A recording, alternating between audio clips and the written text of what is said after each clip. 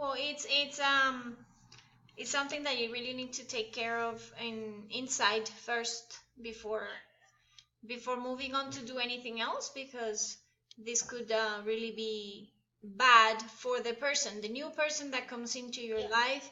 If you're not cured in your inside, then you probably won't have good things to give either. So,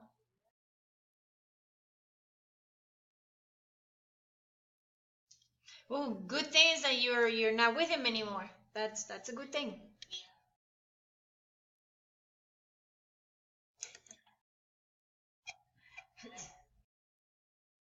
Yeah. My goodness gracious. How to how to kill without leaving trace.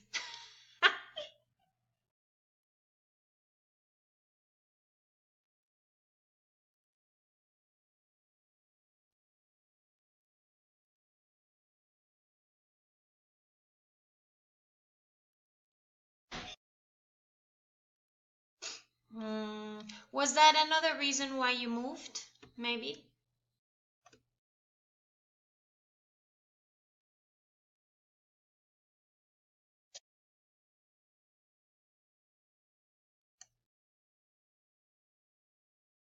Okay. He didn't trust.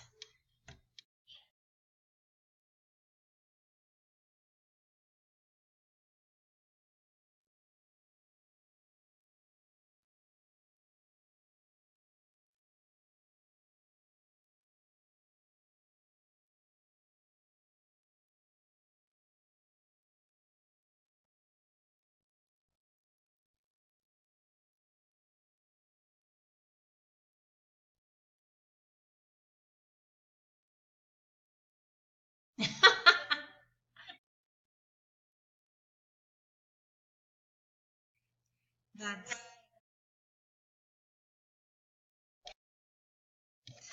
hey, but not no. In speaking like not from part of the devil or anything, but there are some men that are good out there. There still are some. But the good thing, but you have to really, I think, is that's just my personal opinion, that you really need to heal yourself before you try to even get with another human being, because if not, you are just going to reflect that you have whatever you have inside. You are going to continue reflecting it, and it's not, that's not going to be good, not for you, not for him. And so just try to really like try to forget it.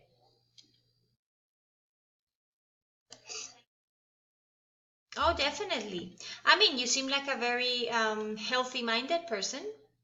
It's just we all carry our scars, you know? We all have our scars.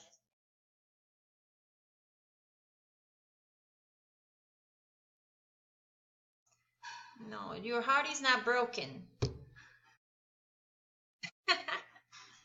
It's broken. I'm going to now heal. Heal.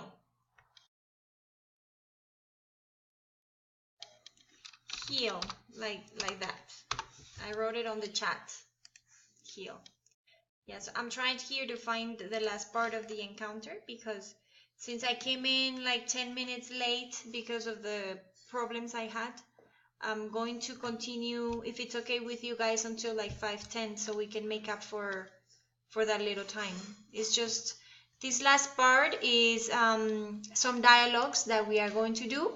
You are going to read, and if I find like pronunciation mistakes, then I'll correct them. And that's basically it for this encounter number 7. So it's very fortunate that we didn't have communication problems, because it's been raining quite a bit here, and so the internet is up and down. It hasn't been that great. So I'm looking for the conversations. I'm going to share my screen with. Yeah, I don't know where that rooster lives, but he comes every Thursday. Is Yes, go ahead. Meanwhile, I look for the dialogue.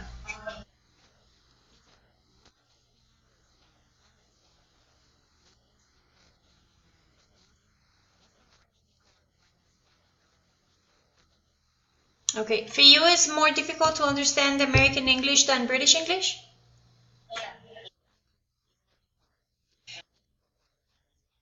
Okay, it could be, I don't know, usually, which this is news to me because usually people find it more difficult to understand British English. That's the usual. But now that you say that you have more difficulty with American English, it could be maybe the pace because British English, they speak a little bit slowly rather than it is more difficult the accent it's more difficult to understand because they pronounce words in a slightly different way but they speak a little bit slowly but Americans tend to speak very fast and put one word next to the other and they tap the words so maybe that is the difference as far as what can you do about it is you can watch news like CNN in American English, and then you'll be able to catch a little more your ear, get your ear used to it, because news are very good because of the intonation. They intonate and they speak clearly and they use higher level language, so you will also be able to acquire vocabulary. So CNN News is really good, or ABC or whatever that you like. But try to do that as a costume. That'll help you. So now I'm going to show you this dialogue, and I have a dialogue here for Helen and Jane. So Katie, you can be Jane, and Diana, you can be Helen. Whenever you're ready, go ahead, and it's just reading.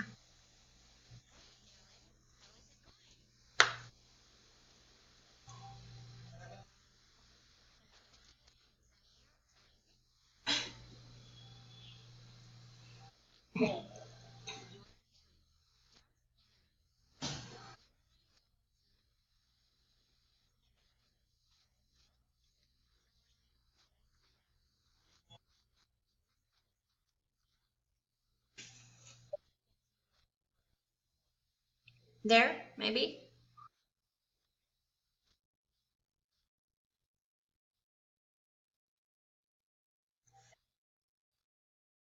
Okay, perfect. So remember that these words that are like a little darker, that are in bold, those are expressions.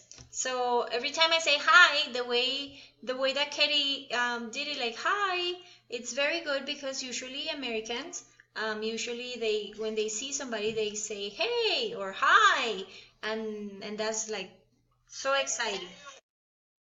Uh-huh. Yeah. Everything's about the intonation. How's it going? Fine, thanks. And you?